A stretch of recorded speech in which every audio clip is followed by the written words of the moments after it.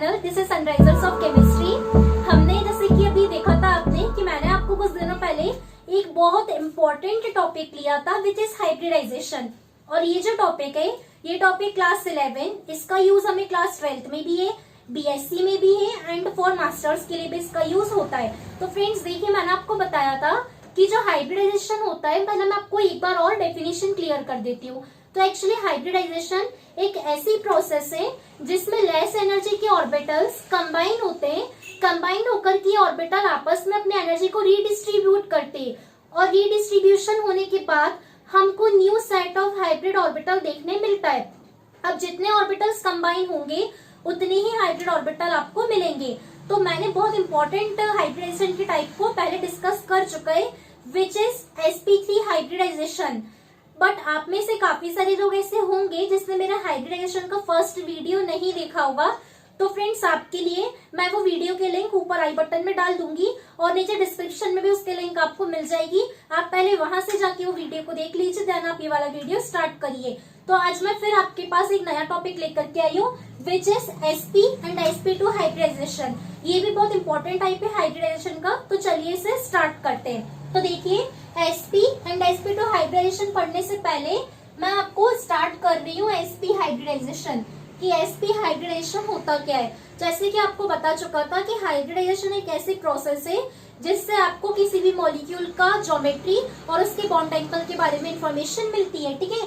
तो वैसे sp hybridisation से भी हमको दोनों चीजें देखने को मिलेंगी। अब देखिए, sp हाइब्रिडेशन की सबसे पहले आपको डेफिनेशन पता होना चाहिए। तो इसकी डेफिनेशन आप एक बार सुन लीजिए। The hybridization in which one s orbital and one s orbital and one p orbital intermixes with each other to form two new sp hybrid orbital which is called sp hybridization। ये एक ऐसी process है जिसमें एक s का orbital एक p के orbital के साथ इंटरमिक्स होता है। इंटरमिक्स होने के बाद एक्चुअली दो ऑर्बिटल्स इंटरमिक्स हो रहे हैं, तो आपको न्यू हाइब्रिड ऑर्बिटल भी 2 मिलेंगे। वो जो 2 न्यू हाइब्रिड ऑर्बिटल होंगे उसे बोलेंगे sp हाइब्रिडाइजेशन। और sp हाइब्रिडाइजेशन की जो ज्योमेट्री होती है वो होती है लीनियर शेप। ये जो हाइब्रिडाइजेशन है ये लीनियर शेप ज्योमेट्री को देता है। और इस हाइब्रिडाइजेशन का जो बॉन्ड एंगल होता है, तो इस हाइब्रिडेशन का बॉन्ड एंगल आपको देखने मिलेगा 180 डिग्री। ये बात आप सभी जानते हैं। Straight angle that means linear angle को 180 डिग्री बोलते हैं। For a kind information, sp hybridization का एक और नाम है लीनियर हाइब्रिडाइजेशन और इससे ही हम बोलते हैं कोलिनियर हाइब्रिडाइजेशन। sp हाइब्रिडाइजेशन को ही लीनियर एंड कोलिनियर हाइब्रिडाइजेशन कहा जाता है। लीनियर इसलिए बोलेंगे क्योंकि इसकी जो ज्योमेट्री वो लीनियर शेप के फॉर्मेट में बनती है। अब देखिए, sp हाइब्रिडेशन की आपने डेफिनेशन देख ली, आपको उसका जनरल सा बॉन्ड एंगल पता चल गया, ज्योमेट्री पता चल गई। अब हम इसके एग्जांपल्स पे आते हैं। एक्चुअली इस हाइब्रिडेशन में टोटल 2 न्यू हाइब्रिड ऑर्बिटल के सेट मिलेंगे। तो इस हाइब्रिडेशन जो है उसे आप कह सकते हैं, इसके एग्जाम्पल को लेकर के यदि हम बात करते हैं तो इसका जो एग्जाम्पल है वो है BeCl2, beryllium chloride, carbon monoxide, carbon dioxide and one most important example of this hybridization which is C2H2, जिससे हम बोलते हैं एथाइन और इससे हम एक वर्ड में एसिटिलीन के नाम से भी जानते हैं, है ना। सो फ्रेंड्स देखिए, ये जो sp हाइब्रिडाइजेशन है, इस हाइब्रिडाइजेशन में आपको 50% s का कैरेक्टर देखने मिलेगा एंड 50% यहाँ पे आपको p का कैरेक्टर देखने को मिलता है। और sp हाइब्रिडाइजेशन को आप AB टाइप से भी समझ सकते हैं, 1s and 1p that is AB type of hybridization. आपको क्वेश्चन में ऐसा भी आ सकता है, state the concept of AB hybridization and illustrated with an example.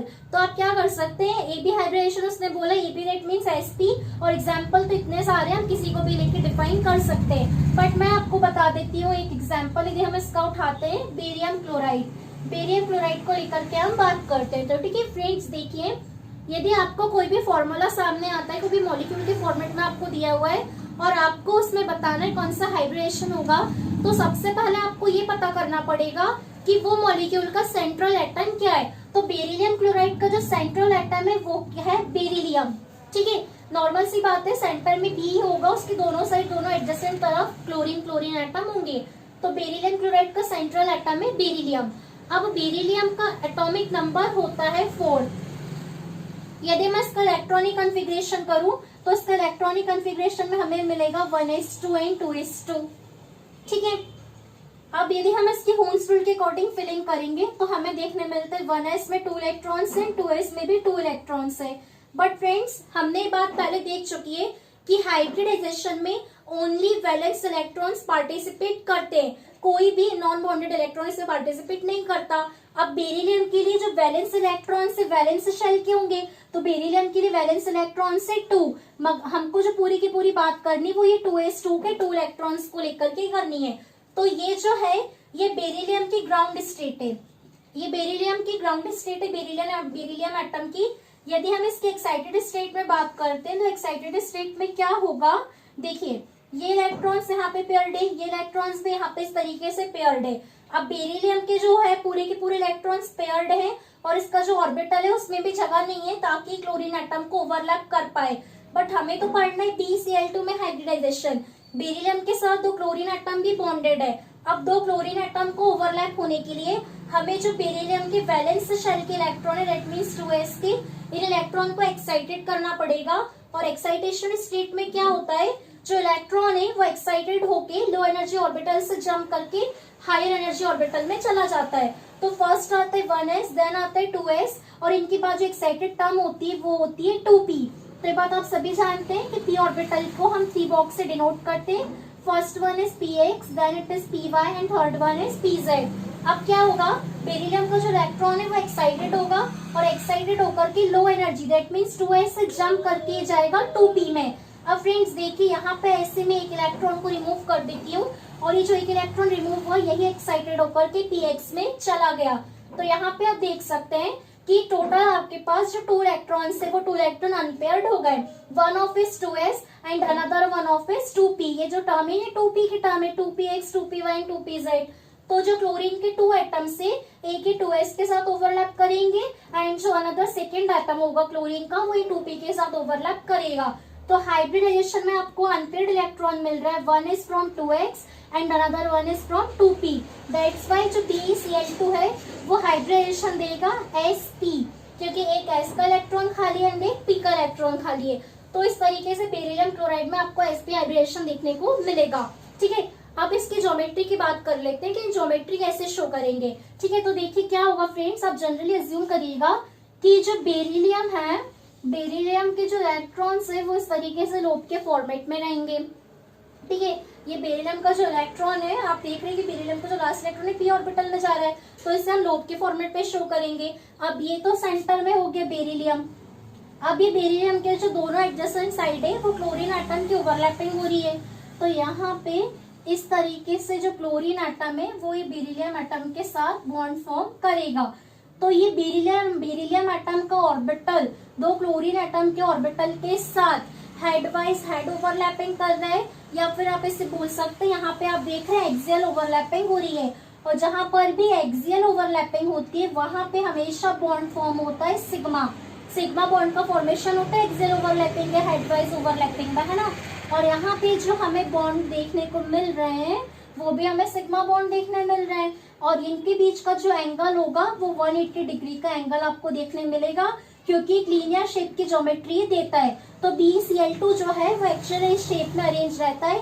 That's why हम ये बोलते हैं कि जो sp हाइब्रिडाइजेशन है, sp हाइब्रिडाइजेशन की जो ज्योमेट्री होती है वो लीनियर शेप होती है। आप इससे ऐसा भी लिख सकते हैं, beryllium chlorine atom that is sigma bond and that is also sigma bond. तो फ्रेंड्स ये हो गया sp हाइब्रिडाइजेशन। अब चलिए इसी तरीके से मैं आपको कम्प्लीटली sp2 हाइब्रिडाइजेशन भी बताती हूँ। अभी मैंने आपको sp हाइब्रिडाइजेशन ओनली 1 एग्जाम्पल को लेके इलस्ट्रेट करा है। आप प्रैक्टिस के तौर पे इसके अनदर एग्जाम्पल्स को लेके भी इलस्ट्रेट इसे जरूर करिएगा, ताकि आप अच्छे से और ज्यादा इसकी स्टडी कर पाए और इसे समझ पाए, क्योंकि टॉपिक बहुत important topic examination purpose of view के लिए भी, है ना। तो फ्रेंड्स देखिए sp2 हाइब्रिडेशन अब हमको पढ़ना है। हम बात कर रहे हैं sp2 हाइब्रिडाइजेशन की। sp2 हाइब्रिडेशन में फ्रेंड्स होगा क्या, 1s ऑर्बिटल इंटरमिक्स होगा 2p ऑर्बिटल के साथ 1 and 2। तो टोटल आपको न्यू हाइब्रिड ऑर्बिटल मिलेंगे 3 3 न्यू हाइब्रिड ऑर्बिटल्स आपको देखने मिलते हैं sp2 हाइब्रिडाइजेशन में। और ये जो 3 न्यू हाइब्रिड ऑर्बिटल्स हैं, इन तीनों न्यू हाइब्रिड ऑर्बिटल की बॉन्ड एंगल होता है sp2 हाइब्रिडेशन के अकॉर्डिंग न्यू हाइब्रिडल का बॉन्ड एंगल हो जाएगा 120 डिग्री। और sp2 हाइब्रिडेशन की ज्योमेट्री होगी ट्राइगोनल। ट्राइगोनल ज्योमेट्री ये शो करते, जिस तरीके से sp हाइब्रिडेशन लीनियर ज्योमेट्री रखते हैं और उसे बाइलिनियर भी बोल सकते हैं क्योंकि दो कंबाइन हो रहा है, उसी तरीके से ये जो sp2 हाइब्रिडेशन ये ट्राइगोनल ज्योमेट्री को शो करता है। अब देखिए जो sp2 हाइब्रिडेशन है, इससे हम ab2 टाइप ऑफ हाइब्रिडाइजेशन भी कह सकते हैं, a for s and b for t और 2 फॉर sp2। ठीक है, अब देखिए इसके एग्जांपल्स। तो sp2 हाइब्रिडेशन के एग्जांपल बनते हैं, टोटल 3 न्यू हाइब्रिड ऑर्बिटल मिल रहे हैं, तो इसके एग्जांपल हो जाएंगे bf3, bcl3 and one most important example of this hybridization is C2H4 which is ethene।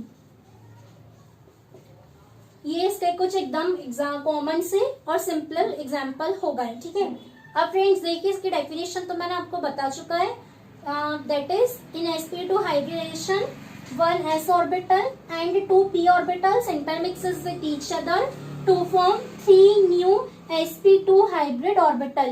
This is called sp2 hybridization. Its bond angle is 120 degree and its geometry is trigonal shape. These are the some common examples of sp2 hybridization. Now we can understand, complete study कर लेते हैं अब हम bcl3 की। हम bcl3 को sp2 hybridization की help से समझते हैं। फ्रेंड्स देखिए bcl3 में जो सेंट्रल एटम है वो बोरॉन है। ठीक है, बोरॉन का एटॉमिक नंबर होता है 5। Electronic configuration 1s2 2s2 2p1।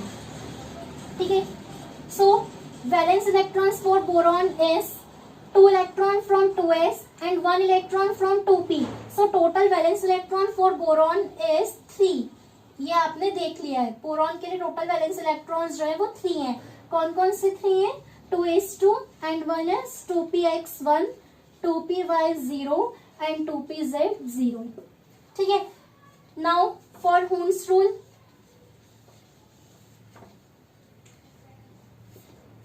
ठीक है फ्रेंड्स, अब ये जो है इसकी ग्राउंड स्टेट है।